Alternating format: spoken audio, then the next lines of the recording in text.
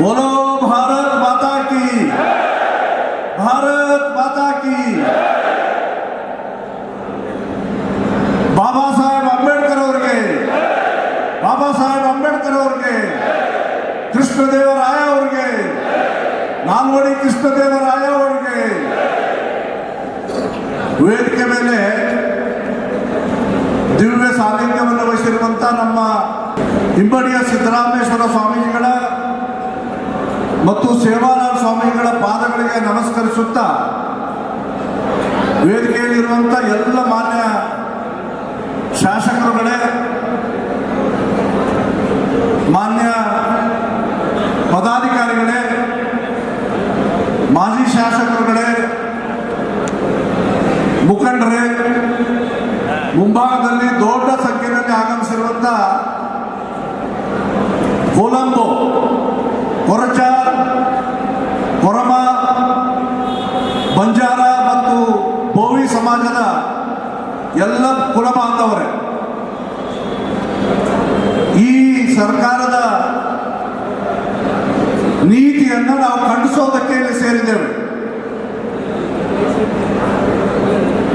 ಈಗೇನು ಒಣ ಮೀಸಲಾತಿಯನ್ನ ಮಾಡಿದ್ದಾರೆ, ಭೀಮನಾಯಕರು ಹೇಳಿದರು, ನಮ್ಮ ಶಿವಮೊಗ್ಗದ ಗ್ರಾಮೀಣ ಶಾಸಕರು ಕೂಡ ಹೇಳಿದರು. 6-6-5 ಅಂತ ಖಾದಿ ಪಂಚಾಯತಿಯ ನಿರ್ಣಯವನ್ನು ಮಾಡಿದರು. ಮಂಜುನಾಥ್ ಪ್ರಸಾದ್ ಅವರು ಹೇಳಿದ್ದಾರೆ, ನಾಗಮೋಹನ್ ದಾಸ್ ವರ್ಗಿನಲ್ಲಿ ಹೇಳಿರೋದೇ ಬೇರೆ,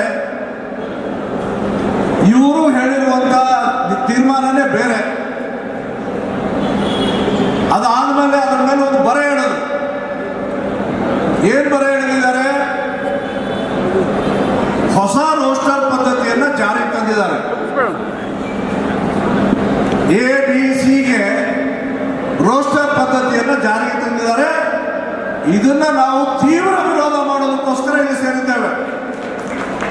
ಉದಾಹರಣೆಗೆ ಹೇಳ್ತೀನಿ ನಾನು, ಧಾರವಾಡದ ಕೃಷಿ ವಿಶ್ವವಿದ್ಯಾಲಯದಲ್ಲಿ ರಿಕ್ರೂಟ್ಮೆಂಟ್ ನಡೀತು. ಅದರಲ್ಲಿ SCಗೆ ಏನು ರಿಸರ್ವ್ ಇತ್ತು, ಎಲ್ಲ 14 ಪೋಸ್ಟ್ಗಳು ಪ್ರವರ್ಗ ಎ, ಪ್ರವರ್ಗ ಬಿಗೂ ಇಲ್ಲ, ಪ್ರವರ್ಗ ಸಿಗೂ ಇಲ್ಲ. ನಮಗೆ ಯಾವಾಗ ಸಿಗತ್ತೆ? ನನ್ನ ಮಗನಿಗಲ್ಲ, ನನ್ನ ಮಗನ ಮದುವೆ ಆಗಿ ಅವನು ಮಕ್ಕಳಾಗ್ತಾವಲ್ಲ, ಅವನೇ ಮಕ್ಕಳಾದ್ಮೇಲೆ ಅವ್ರ ಮಕ್ಕಳಿಗೆ ಸಿಗುವಂತ ಕಾನೂನನ್ನ ಈ ಸರ್ಕಾರ ಮಾಡಿದೆ. ಆ ರೀತಿಯ ಕಾನೂನನ್ನು ನಾವು ಒಪ್ಪೋದಿಲ್ಲ. ಬ್ಯಾಂಕ್ಗಳಲ್ಲಿ ರಿಕ್ರೂಟ್ಮೆಂಟ್ ಆಗಿದೆ, ಅದರಲ್ಲಿ ಪ್ರವರ್ಗ ಎ. ಇದು ಯಾವುದೋ ಹುನ್ನಾರ ಮಾಡಕ್ಕೆ ಹೊರಟಿದಾರಲ್ಲ, ನಮ್ಮವ್ರಿಗೆ ಕತ್ತಿಚ್ಚುವಂತ ಕೆಲಸವನ್ನು ಮಾಡ್ತಾ ಇದಾರಲ್ಲ. ಒಳ ಮೀಸಲಾತಿಗೆ ಒಳಗೊಂದು ಒಳ ಮೀಸಲಾತಿ, ಅದರ ವಿರುದ್ಧ ನಾವು ನಿರ್ಣಯವನ್ನು ಮಾಡಬೇಕು. ಸಿದ್ಧರಿದೀವ ಎಲ್ಲರೂ? ಇದೀವಾ? ಏನು ಊಟ ಮಾಡಿದೀವಾ? ಏನ ದಮೇನೆ ಬರ್ತಾ ಇಲ್ಲಲ್ಲ? ಎಲ್ಲ ರೆಡಿ ಇದ್ದೀರಾ? ಕನ್ನಡದಲ್ಲಿ ರೆಡಿ ಇದ್ದೀರಾ ಅಂತ ಕೇಳಬೇಕಿತ್ತು. ನಾನು ಒಂದೇ ನಿರ್ಣಯವನ್ನು ಓದ್ತೇನೆ, ಇದಕ್ಕೆ ಸಹಮತಿ ಇರೋರು ಆಮೇಲೆ ಜೈ ಭೀಮ್ ಅಂತ ಹೇಳೋದ್ರ ಮುಖಾಂತರ ಕೈ ಎತ್ತಬೇಕು. ಓದಿದ ಮೇಲೆ SC ಒಳ ಮೀಸಲಾತಿ ಅನ್ವಯ ನೇಮಕಾತಿ ಮತ್ತು ಬಡ್ತಿಯಲ್ಲಿ ಈಗಿರುವ ರೋಸ್ಟರ್ ಪದ್ಧತಿಯನ್ನು ರದ್ದುಗೊಳಿಸಿ ಈ ಹಿಂದಿನ ಹಳೆಯ 50% ಮೀಸಲಾತಿ ಅನ್ವಯ ನೇಮಕಾತಿ ಪ್ರಕ್ರಿಯೆಯನ್ನು ತಕ್ಷಣವೇ ಪ್ರಾರಂಭಿಸಬೇಕು. ನೋಡಿ, ಹಿಂದಿನವರು ಹೇಳಿಲ್ಲ.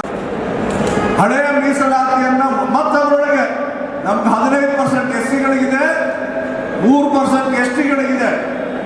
ಅದರಲ್ಲಿ ಒಳ ಮೀಸಲಾತಿಯನ್ನ ಮಾಡ್ಲಿಕ್ಕೆ ಹೊರಟಿದ್ದಾರೆ. ಅದನ್ನ ನಾವು ಒಪ್ಪೋದಿಲ್ಲ. ನೀವು ಪ್ರಕ್ರಿಯೆಯನ್ನ ತಕ್ಷಣ ಶುರು ಮಾಡಿ. ಈಗ 50% ನಿಯಮ ಇಟ್ಕೊಂಡು 50% ನಮಗಿರೋದೆಷ್ಟು? SC STಗಳಿಗೆ 18%, OBCಗಳಿಗೆ ರಿಸರ್ವೇಶನ್ ಇದೆ, ಜನರಲ್ ಅವರಿಗೆ 50% ಇದೆ. ಧಾರವಾಡದಲ್ಲಿ ಹೋರಾಟ ಮಾಡಿದ್ರು, ರಿಕ್ರೂಟ್ಮೆಂಟ್ ಮಾಡ್ತಾ ಇಲ್ಲ. ವಯಸ್ಸಾಗೂ ಹೋಗ್ಬಿಡುತ್ತೆ. SC ಇರ್ಬೋದು, ಜನರಲ್ ಇರ್ಬೋದು, ST ಇರ್ಬೋದು. ವಯಸ್ಸಾದ ಮೇಲೆ ಅವ್ರಿಗೆ ಎಲಿಜಿಬಲೇ ಇಲ್ಲ. KS ಇರ್ಬೋದು ಅಥವಾ ಗೆಜೆಟೆಡ್ ಆಫೀಸರ್ ಆಗಿರ್ಬೋದು, ಕ್ಲಾಸ್ 2 ಆಗಿರ್ಬೋದು, ಕ್ಲಾಸ್ 1 ಆಗಿರ್ಬೋದು, ಇಲ್ಲೆಲ್ಲೂ ರಿಕ್ರೂಟ್ಮೆಂಟ್ ನಡೀತಾ ಇಲ್ಲ. ಅದಕ್ಕೆ ತಕ್ಷಣವೇ ರಿಕ್ರೂಟ್ಮೆಂಟ್ ಪ್ರಾರಂಭ ಮಾಡಿ ಅಂತ ನಾವು ಮಾಡ್ತಾ ಇರ್ತಕ್ಕಂಥದ್ದು ಮೊದಲನೇ ಒತ್ತಾಯ. ಹಾಗೆ ಎರಡನೇ ನಿರ್ಣಯವನ್ನು ನಾನು ಮಂಡಿಸ್ತಾ ಇದ್ದೀನಿ. ಈಗ ಏನು ವರದಿಗಳನ್ನು ಕೊಟ್ಟಿದ್ದಾರೆ, ನಾಗ್ ಮೋಹನ್ ದಾಸ್ ವರದಿ ಇರ್ಬೋದು, ಹಿಂದೆ ನಾವು ಹೋರಾಟ ಮಾಡಿದ್ದೀವಿ, ಸದಾಶಿವ ಆಯೋಗದ ವರದಿ ಇರ್ಬೋದು, ಶಾಶ್ವತವಾಗಿರ್ತಕ್ಕಂಥ ಆಯೋಗ ಇದೆ. ಆ ಆಯೋಗಗಳು ಹಿಂದುಳಿದ ವರ್ಗದ ಆಯೋಗ ಇದೆ. ಅದರಲ್ಲಿ ನಮ್ಮ ಮಾಹಿತಿಗಳನ್ನು ಕಲೆಕ್ಟ್ ಮಾಡಿರ್ತಾರೆ. ಯಾವ್ಯಾವ ಆಯೋಗಗಳು ವರದಿ ಕೊಟ್ಟಿದೆಯೋ ಎಲ್ಲವನ್ನ ತಿರಸ್ಕಾರ ಮಾಡಿ 2027ರಲ್ಲಿ ಕೇಂದ್ರ ಸರ್ಕಾರ ಸೆನ್ಸಸ್ ಅನ್ನು ಪ್ರಾರಂಭ ಮಾಡ್ತಾ ಇದ್ದಾರೆ. ಮಂಜುನಾಥ್ ಪ್ರಸಾದ್ ಅವರು ಹೇಳಿದರು. ಆ ಸೆನ್ಸಸ್ ಆಧಾರವಾಗಿಟ್ಕೊಂಡು ಒಳ ಮೀಸಲಾತಿಯನ್ನು ವೈಜ್ಞಾನಿಕವಾಗಿ ಜಾರಿಗೆ ತರಬೇಕನ್ನುವಂಥದ್ದು ನಮ್ದು ಎರಡನೇ ಒತ್ತಾಯ. ಹೋಗ್ತಾನೆ ಈಗ ನೀಡಿರುವ ವರದಿಗಳನ್ನು ತಿರಸ್ಕರಿಸಿ 2027ರಲ್ಲಿ ಭಾರತ ಸರ್ಕಾರ ಕೈಗೊಂಡಿರುವ ಸಮಗ್ರ ಜಾತಿ ಜನಗಣತಿಯ ಆಧಾರದಂತೆ ಒಳ ಮೀಸಲಾತಿ ಕ್ರಮ ಕೈಗೊಳ್ಳಬೇಕು. ಒಪ್ಪಿಗೆ ಇದೆಯಾ?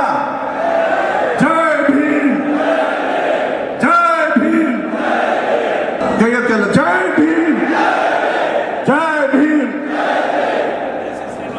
ಹಾಗೇನೆ SC ST ಪಾಪ್ಯುಲೇಷನ್ ಇದೇ ಜಾಗದಲ್ಲಿ ನಮ್ಮ ST ಸಮುದಾಯದ ಸ್ವಾಮೀಜಿಗಳು, ವಾಲ್ಮೀಕಿ ಸ್ವಾಮೀಜಿಗಳು ಪ್ರಸನ್ನಾನಂದಪುರಿ ಮಹಾಸ್ವಾಮಿಗಳು ಧರಣಿ ಕೂತಿದ್ರು.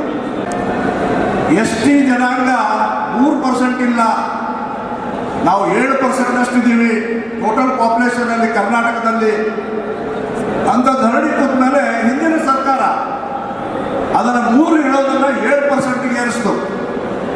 ಹಾಗೆ ನಾವು ಬೇಡಿಕೆ ಇಟ್ಟಿದ್ವಿ.